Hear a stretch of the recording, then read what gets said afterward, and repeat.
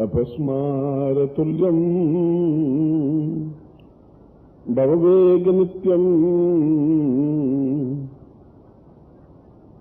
महामोहान्धम् भवतां वदेवम् ज्ञानं सदैव सुदितां भवनित्यरूपम् श्रुत्वां सदैव परिपूर्णमदेव सिन्धुम्। आज का प्रवचन पतंजलि के योग दर्शन से मैं शुरू कर रहा हूं। पतंजलि एक महान ऋषि हो चुके हैं और उनका योग दर्शन पूरे विश्व में विख्यात है। उन्होंने योग के बारे में जितना और जो कुछ लिखा अभी तक उससे ऊंचे स्तर का ग्रंथ कोई लिख नहीं पाया और विश्व के वैज्ञानिक और ज्ञानवान व्यक्ति भी अभी उनके योग दर्शन को भली प्रकार से समझ नहीं पाए, क्योंकि उन्होंने यह स्पष्ट किया कि योग का मतलब है दो चीजों के मिलन से जो चीज बनती है उसको योग कहते हैं। दो चीज हैं, एक बिंदु बूंद और दूसरा समुद्र। जिस प्रकार से उन्होंने उदाहरण देते हुए श्लोक में समझाया है कि समुद्र विशाल है और संसार को ये देखा जाए तो उसका चौथा हिस्सा केवल आबादी है और 3/4 हिस्सा, तिगुना हिस्सा केवल समुद्र है। चौथा हिस्से में ही मनुष्य बसते हैं, चाहे अमेरिका हो, चाहे इंग्लैंड हो, चाहे फ्रांस हो, चाहे भारतवर्ष हो, चाहे और कोई देश हो। तो इस पृथ्वी से भी 3 गुना ज्यादा समुद्र है और उस समुद्र के जो पानी है, उस समुद्र के पानी की एक बूंद और आपके शरीर में जो जल है, जो आंसू हैं, उस जल की एक बूंद की अगर रासायनिक व्याख्या करें तो दोनों में बराबर तत्व हैं।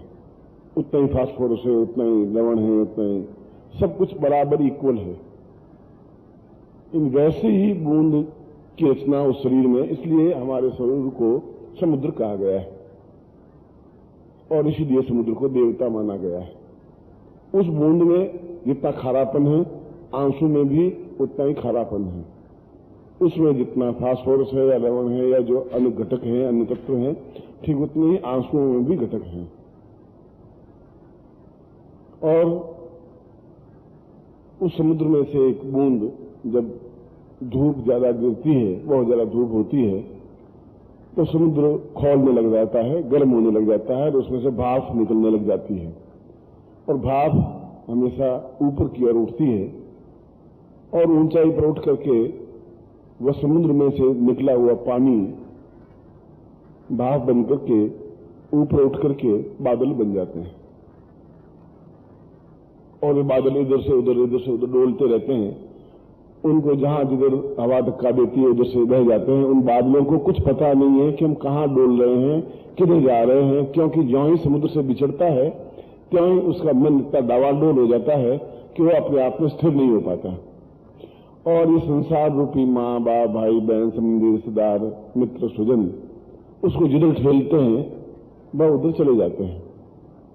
कोई बनिया बन जाता है, कोई व्यापारी बन जाता है, कोई क्लर्क बन जाता है, कोई नौकरी पेशा बन जाता है। उसको कुछ पता नहीं कि मेरे जीवन का भवितव्य, मेरे जीवन का लक्ष्य क्या है, मैं कहां से उत्पन्न हुआ हूं, उस बादल को कुछ पता नहीं है और उसका मन भी स्थिर नहीं है, बिल्कुल डावाडोल की तरह भटकता है और पवन उसको बादलों को उड़ाता उड़ाता जब वो बादल किसी पहाड़ से टकरा जाते हैं, किसी हिमालय से टकरा जाते हैं, किसी गुरु से टकरा जाते हैं, तो टकराते ही वे बादल अपने आप में पिघल करके बूंद बन जाते हैं, पानी की धारा बन जाते हैं, पिघलने लग जाते हैं। उनके अंदर का जो घुमड़न है, उनके अंदर की जो बेचैनी है, वो अपने आप में पिघलने लग जाती है और टकरा जाती है उससे। जो टकराते ही एक विस्फोट होता है, एक योग बनता है। पहले बूंद का योग समुद्र से था, दूसरे बूंद का योग हवा से बना, तीसरी बूंद का योग फिर उस पहाड़ से टकराने से बना, और फिर वह बूंद और दूसरी बूंद और तीसरी बूंद और चौथी बूंद मिलकर के एक छोटी सी पतली धारा बनी, जिसको हमने गंगा कहा, नदी कहा। और यदि आप गौमुख के पास जाएं तो बहुत पतली सी धारा, उंगली से भी बहुत पतली धारा गंगा की होती है, जो एक एक बूंद से मिलकर के बनती है। मगर धारा बनने के बाद भी उसको कोई चैन नहीं मिलता, बेचैन सी वो आगे बढ़ती रहती है। आगे और धीरे धीरे बूंदें मिलती हैं, जैसे कोई अलीगढ़ से बूंद आई, कोई लखनऊ से बूंद आई, कोई कहीं से बूंद आई, और बूंदें मिलकर के नदी का एक आकार लिया। मगर उस नदी को भी बड़ी बेचैनी है, बहुत तड़फ है।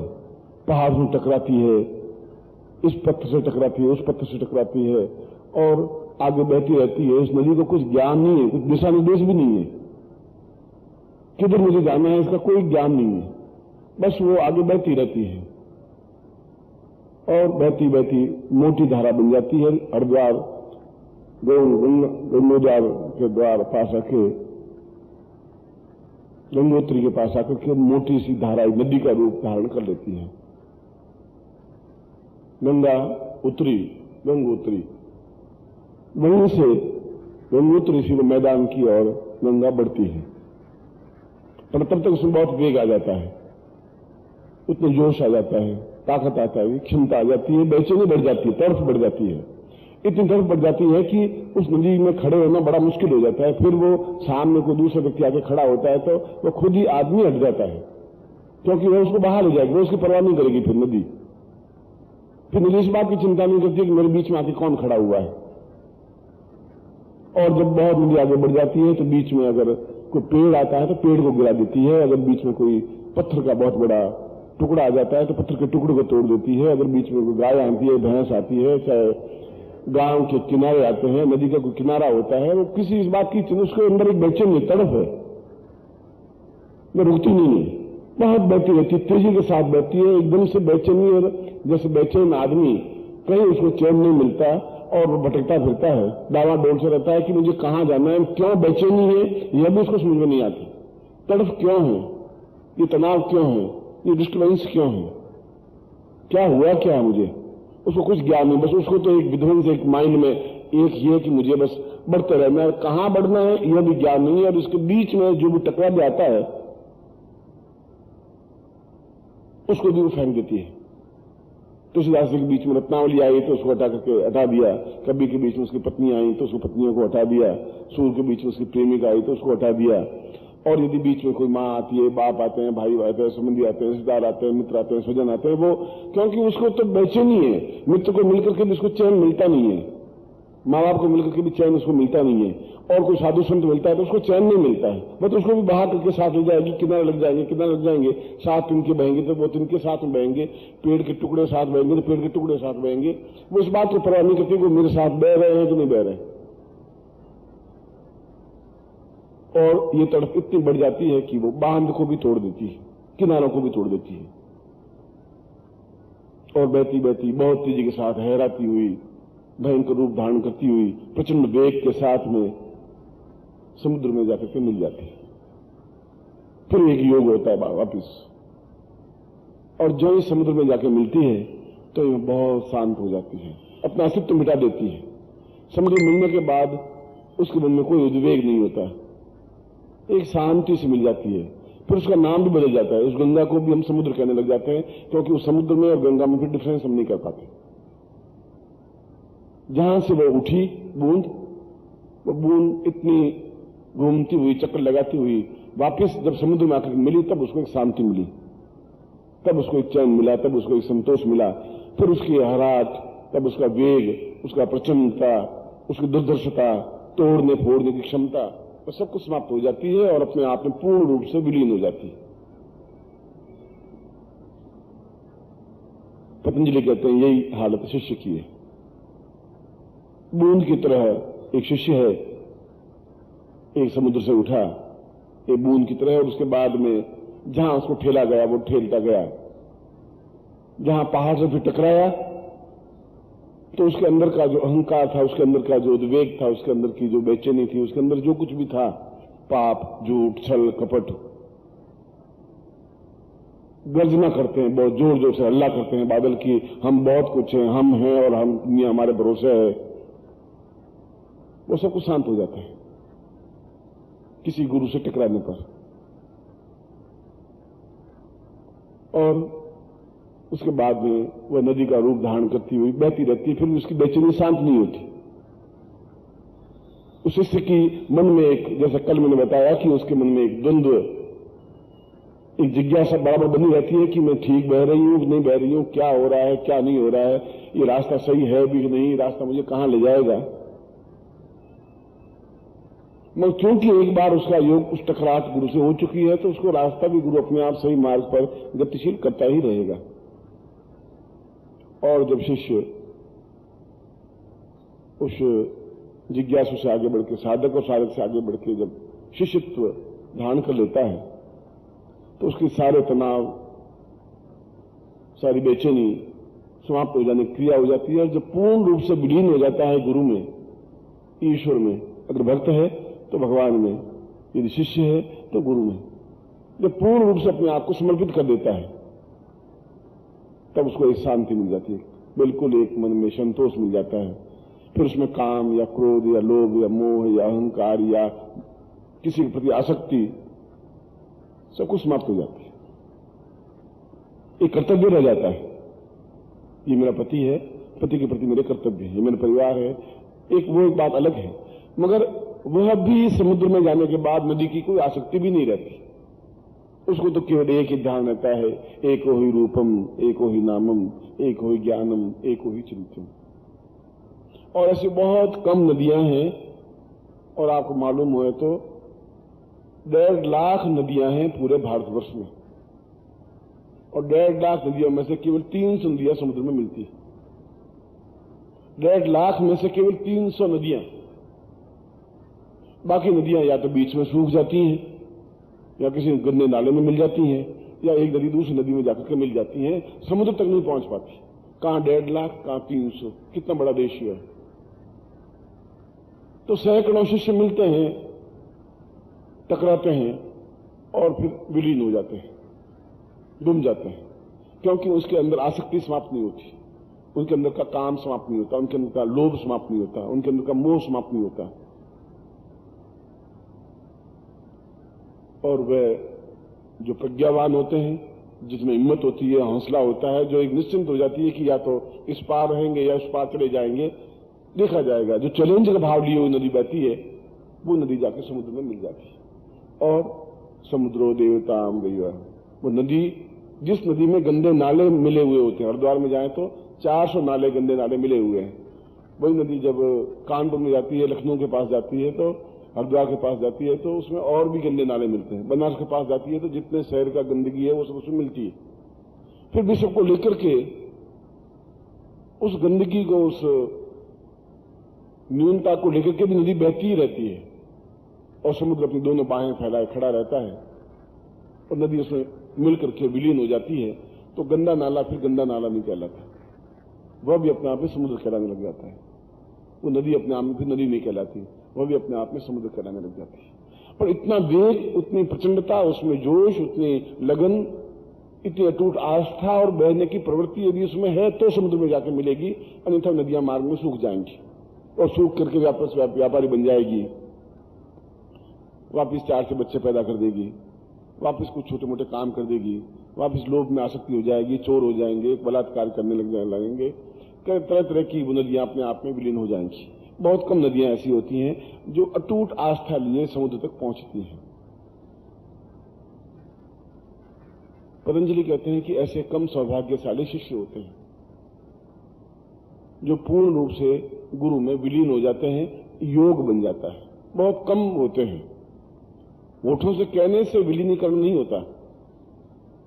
जब अंदर का अहंकार, अंदर का मोह, अंदर का क्रोध, अंदर का लोभ, ये सब कुछ गलेंगे तो विलीन होंगे।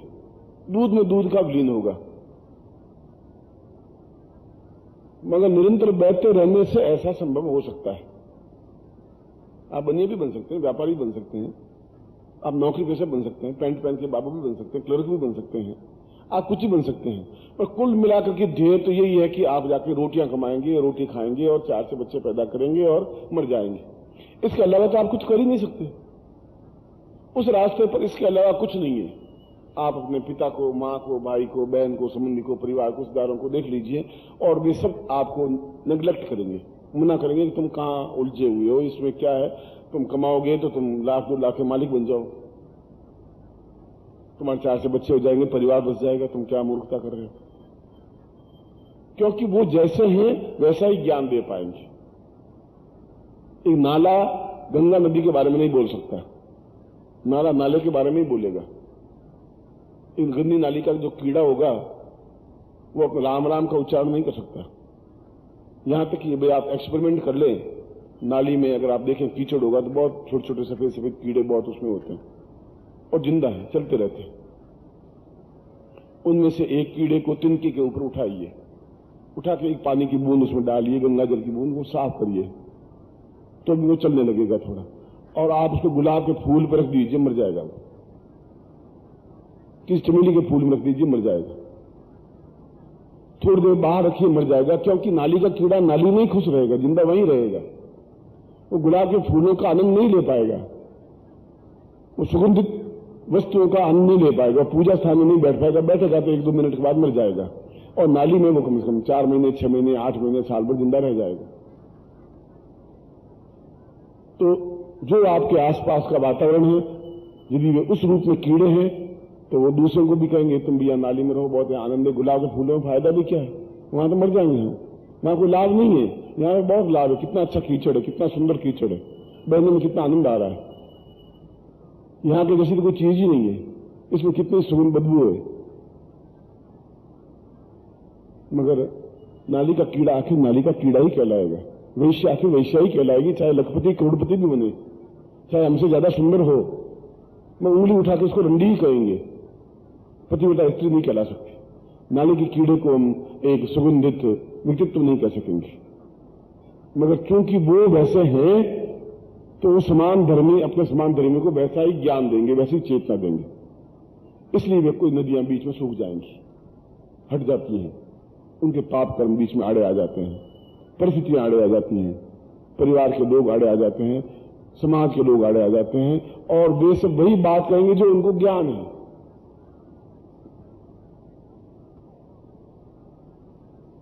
मगर जीवन का लक्ष्य अगर बच्चे पैदा करना है तो बिहार में तो लोग 15-15 बच्चे पैदा करते हैं, वे उनसे पहले स्वर्ग में चले जाएंगे। किसी का 18 बच्चे हैं, किसी के 17 बच्चे हैं। धन कमाना है तो बिरला जी मतलब रात को नींद ट्रैंकुला की 4-4 गोलियां लेकर नहीं सोते थे, तड़फते नहीं रहते, बेचैन होकर के एकदम से दुखी होकर नहीं मरते थे। और धन से जाकर के कुछ आनंद खरीदा नहीं जा सकता। बाजार से जाके आप रुपए ले जाइए 10,000 और आज बाजार में खरीद के आइए कि मुझे प्रसन्नता चाहिए, उसमें मूर्ख रुपयों से प्रसन्नता थोड़ी मिलती है, उनका थोड़ा चाहिए, एक तोले भर भी दे दीजिए, मुझे प्रसन्नता दीजिए, आनंद दीजिए, थोड़ा खरीदिए। आनंद 10,000 रुपयों से आपको मिल नहीं सकता, सुख नहीं मिल सकता, प्रसन्नता नहीं मिल सकती, नींद नहीं मिल सकती, भूख नहीं मिल सकती। यदि आप चाहें कि बिल्कुल एकदम मन में पूर्ण शांति मिले तो 5 लाख रुपए खर्चे करने पर भी बाजार में शांति जैसी कोई चीज मिल नहीं सकती, आनंद जैसी चीज उपलब्ध नहीं हो सकती। और यदि वो नहीं है तो फिर जीवन का अस्तित्व वह है तो आप फिर उसमें खुश हैं। वह तो आपके आसपास में हजारों लाखों लोग हैं ऐसा जो छल और झूठ और कपट और व्यभिचार और बलात्कार और गुंडेगिरी से पैसे इकट्ठा करते हैं, धन एकत्र करते हैं, मगर धन से कुछ होता नहीं है। क्योंकि वो बेचैनी तो वैसी वैसी रहेगी जैसे बादल में थी, जैसे नदी में थी। उस बेचैनी में नहीं मिटा सकता, हरदम बेचैन रहेगा, तनाव में रहेगा, टेंस में रहेगा, हरदम उसके चेहरे पर एक आनंद की उपलब्धि नहीं प्राप्त होगी, एक मस्ती अनुभव नहीं हो पाएगी। मस्ती तब मिल पाएगी जब समुद्र में एकदम से विलीन होता हुआ वह बूंद समुद्र में विलीन होगी। जब सिकंदर लूट मार करता हुआ हिंदुस्तान में आया तो उसने यहां के लोगों को पूछा कि भारतवर्ष की मैंने हीरे लूटे हैं और एक 100 हाथियों पर उन बोरों में हीरे लदे हैं, मोती लदे हैं, माणिक्य लदे हैं, मगर यहां की विशेष चीज क्या है? भारतवर्ष की स्पेशलिटी क्या है? इनका स्पेशलिटी अगर देखना चाहें तो कोई साधु को मिलिए जो सही अर्थों में साधु हो। सेनापति के सैनिकों का दौड़, और जो भी साधु सन्यासी, अच्छा जिसको सन्यासी कहते हैं, आप मुझे बताइए। अगर ऐसी ऊंची चीज है उसको भी ले जाना चाहता हूं, गुजनी, जो इतने हीरे जवाहर ले जा रहा हूं तो उसको भी ले जाऊंगा, वो फिर यहां हिंदुस्तान में क्यों छोड़ूंगा? उन्होंने आसपास ढूंढा तो एक जंगल में साधु बिल्कुल एक लंगोटी लगाए हुए कुछ पड़ा था, आकाश के ताकता हुआ, नीचे रेत बिछी हुई है, कुछ पास में कोई कमंडल भी नहीं है, मस्ती के साथ है। उसने महाराज एक साधु मिले हैं और उच्च कोटि सन्यासी हैं, लोग बड़ी तारीफ करते हैं। तो उसने कहा जाओ ले आओ। उनका महाराज वो ऐसे आते नहीं है, आप जबरदस्ती कहें खींच खांच करके लाएं, वो खींच खांच के लाने से कुछ होगा नहीं, वो हीरे जवाहर मोती ये नहीं है, पत्थर के टुकड़े नहीं है। आप अगर खुद जाएं तो शायद वो आ जाए, नहीं आए तो कम से कम उनके दर्शन तो हो जाए। सिकंदर से भी महान कोई चीज है क्या? मैं तो दुनिया को विजय करके आया हूं, चलो हम खुद चलते हैं। वो अपनी रानियों को लेकर के हीरे मोतियों का थाल भर करके और उस साधु के पास एक लंगोट लगाए हुए मस्ती के साथ में पड़ा। सिकंदर ने आश्चर्य के साथ देखा कि मैं अरबपति करोड़पति और मेरे चेहरे पर झुर्रियां हैं, केवल 45 साल की उम्र में। ये साधु 65 साल का है, 70 साल का है, मैं चेहरे पर झुर्री नहीं है, चेहरे पर एक ओज, एक प्रकाश है, एक विद्युत है, ऐसा एक आंखों से आंखें नहीं मिला पा रहा हूं। ये क्या खाता है ऐसा? ऐसी क्या चीज है? वो कौन सी टॉनिक है?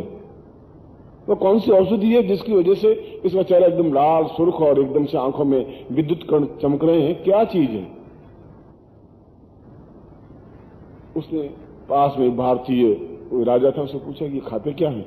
उनका मां क्या खाते हैं? जो कुछ मिल जाता है खा लेते हैं, आटे मिल जाए आटे फाक लेते, नहीं खाते तो घास खा लेते।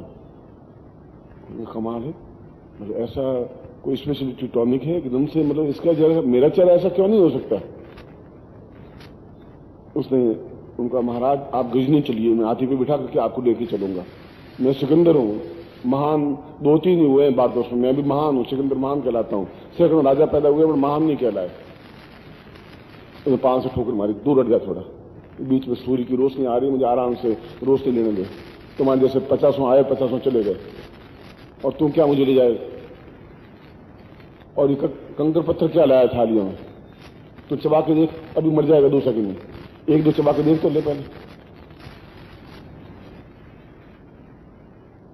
और सिकंदर उनके चरणों में झुक गया, और झुकते ही उनको एहसास हुआ कि वास्तव में असीम आनंद इस जगह पर। ये जो कुछ मैंने किया है वह सब अपने आप में छल और झूठ में किया। जहां बेचैनी है, चेहरे पर झुर्रियां हैं, आंखों में एकदम से निराशा है, मृत्यु मेरे सामने भयंकर नृत्य कर रही है, किसी क्षण में मर जाऊंगा, मगर इतनी मस्ती का आलम मुझे नहीं मिल पाया, शायद मिल भी नहीं पाएगा। और उस साधु ने कहा तुम यहां से निकल जाओ, मैं तुम्हारे जैसे नाली के कीड़े को नहीं देखना चाहता हूं। इस समय तक तो मैं प्रकृति को और थोड़ा निहार लेता, थोड़ा और आनंद खरीद लेता, आनंद ले लेता। सिकंदर भी उस आनंद को खरीद नहीं पाया। वो चेहरे का जो ओज है, जो प्रकाश है, जो बिंब है,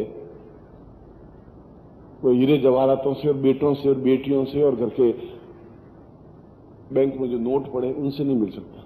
और वह नहीं है तो सिकंदर जैसा भी झुक जाता है उस लंगोटधारी के सामने। अगर मुकुट, सोने का मुकुट चरणों में झुक जाता है एक लंगोटी वाले के सामने, तो ये तो स्पष्ट हो गया, इतिहास इस बात की तो गवाह दे रहा है कि लंगोटधारी अपने आप में उस राज मुकुट से ज्यादा मूल्यवान है, क्योंकि वह अपने आप में पूर्ण रूप से एक समुद्रवत बना हुआ था। ऐसे चरणों में बैठने का सौभाग्य तो कभी कभी मिलता है, जब तक हमारे पूर्व जन्म के कुछ पुण्य बचे हों, उदय हों, तो अन्यथा तो पूरा जीवन भटकता रहता है। एक ही छत के नीचे पति पत्नी रहते हैं, लड़ते रहते हैं, चलते रहते हैं, बच्चे पैदा होते रहते हैं, और भारतवर्ष में चलता रहता है। लड़ भी रहे हैं, झगड़ा भी कर रहे हैं, बोल भी नहीं रहे हैं, और बच्चे पैदा भी होते जा रहे हैं। ऐसी महान विशेषता इस भारतवर्ष में है। मगर जो पिछले जीवन के पाप हैं तो कई रूपों में आके खड़े होते हैं। पति के रूप में भी आके खड़े होते हैं पाप।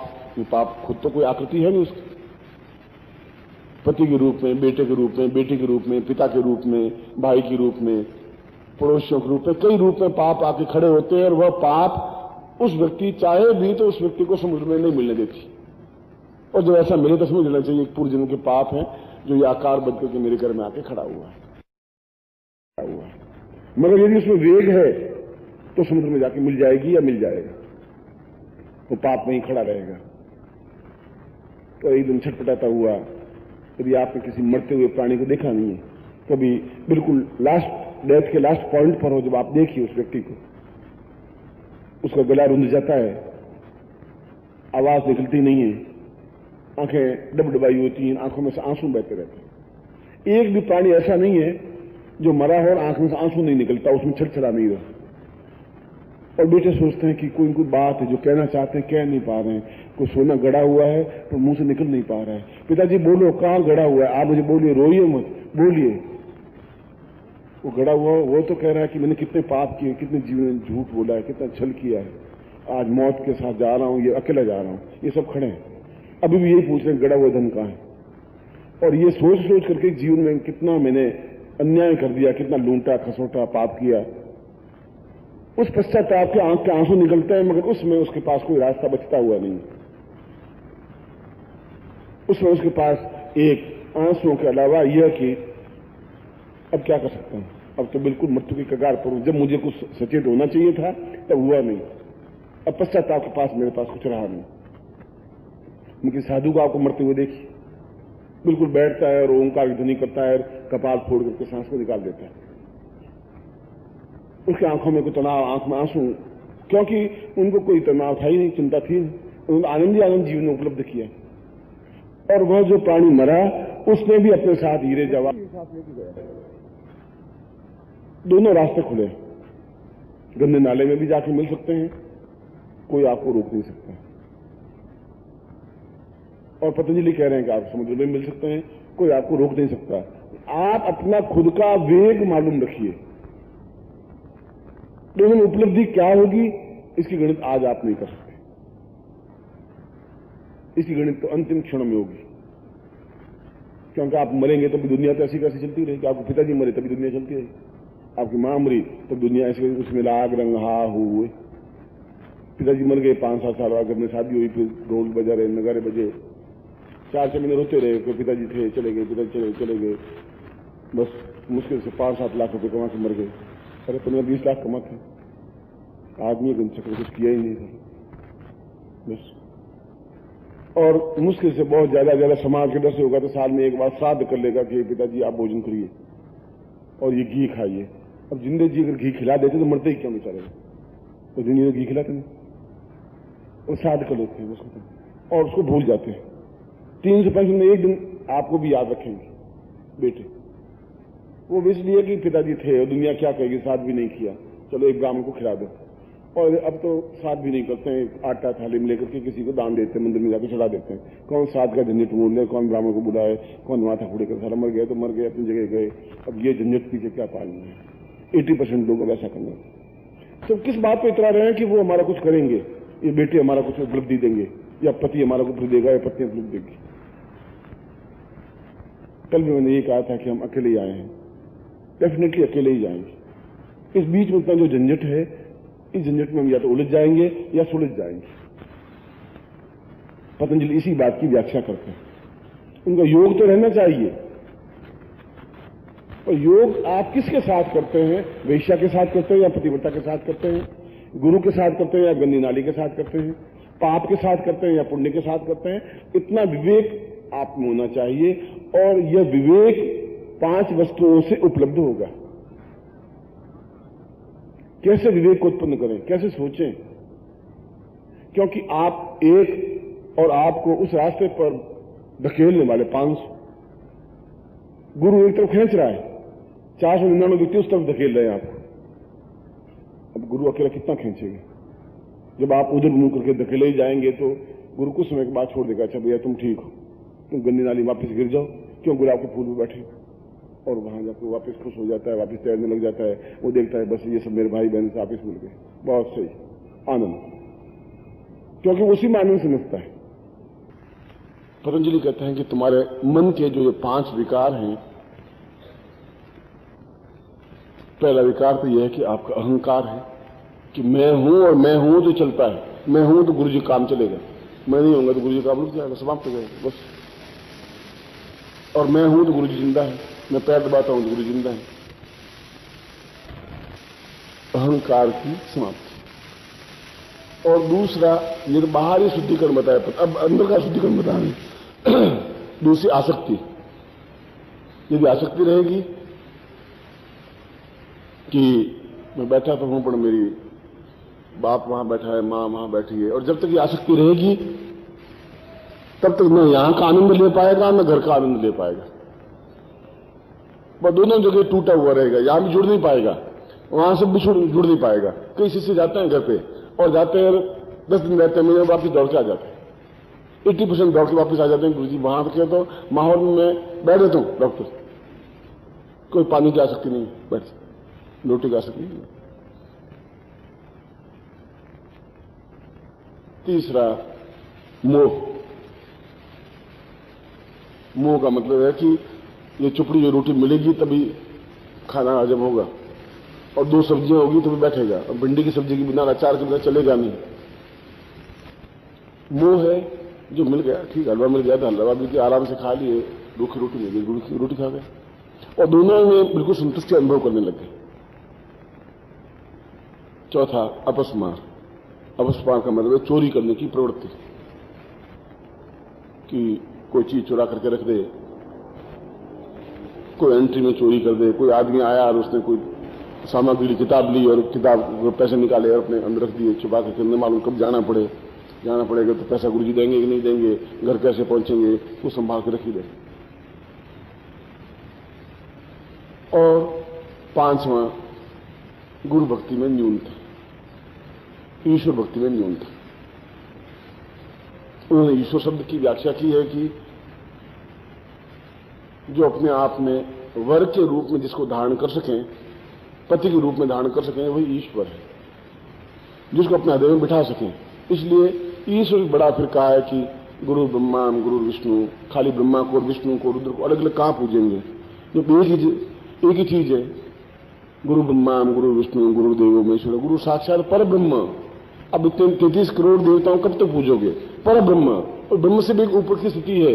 तस्मै, इसलिए श्री गुरुदेव, इसलिए मैं गुरु को प्रणाम करता हूं। इसलिए कोई भगवान शिव है या मनुष्य है या महान है या छोटे हैं या बड़े हैं। जब हमने एक चिंतन कर लिया कि हमारे ये गुरु हैं, या तो शादी करनी नहीं चाहिए थी, और कर ली तो फिर कर ली, वर ईश्वर। फिर अच्छा है बुरा है,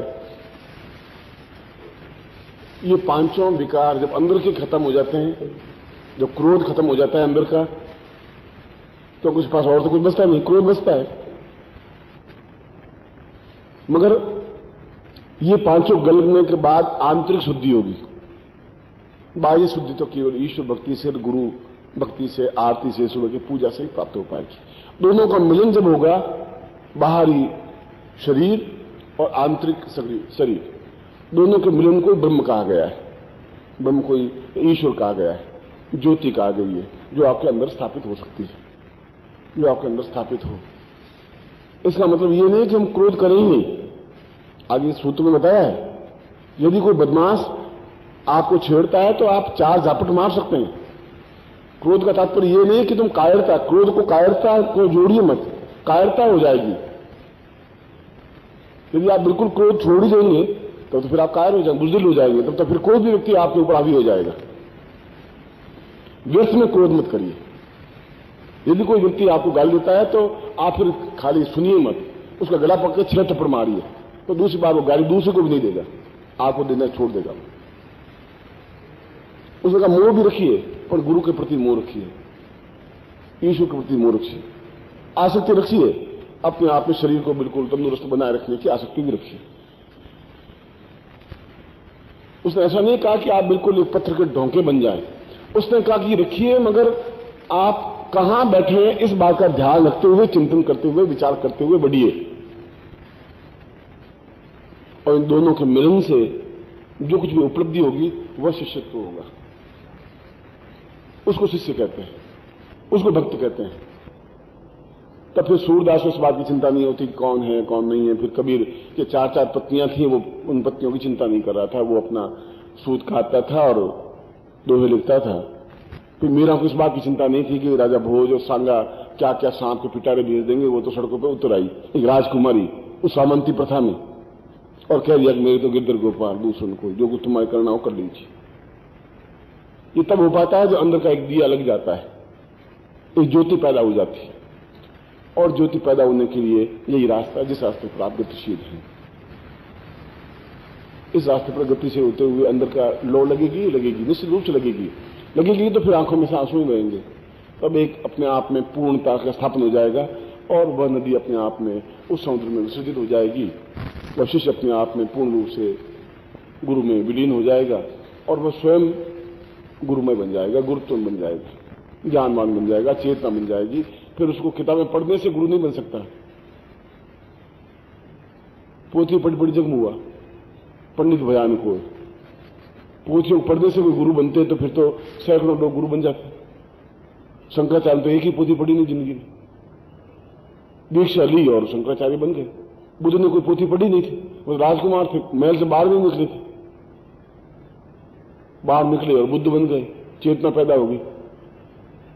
बहुत एक दीपक लगना चाहिए, एक टकराहट होनी चाहिए पहाड़ से, हिमालय से टकराए और हम गल जाए और बहते हुए समुद्र में विलीन हो जाए। पतंजलि का यह योग दर्शन शिष्य और गुरु की सही पहचान को स्पष्ट करता है कि हमारा जीवन क्या है, कहां से पैदा हुए हैं, कहां जाना है, कौन सा रास्ता है, किससे टकराना है, किससे द्रवित होना है, किस प्रकार से बहना है। और ठीक उसी प्रकार से आपका मेरा योग बन सके, मैं आप में समा सकूं, आप मुझ में समा सकें। और कल जैसे मैंने बताया, जल में कुंभ, कुंभ में जल है, बाहर भीतर पानी, फूटा कुंभ, जल जल ही समाना, यह तथ कहा ज्ञानी। ज्ञानी ने बात कही है कि तुम्हारे मेरे बीच में जो गढ़े रूपी दीवार है टूटे और ये पानी पानी मिल जाए और आप पूर्ण रूप से एकाकार हो सकें। ऐसा ही मैं आपको हृदय से आशीर्वाद देता हूं, आपकी कल्याण की कामना करता हूं। आपको